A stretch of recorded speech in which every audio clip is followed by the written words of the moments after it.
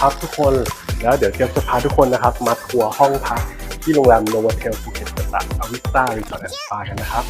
นี่คือห้อง Superior Room มีวิวด้วยนะครับผม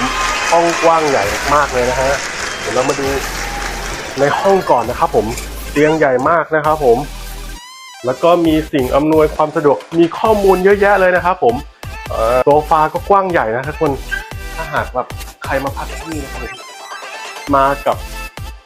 แฟนมากับครอบครัวมากับเพื่อนๆก็ได้นะครับผมแล้ววันนี้เจฟจะพาทุกคนมาทัวร์ที่โนวเทล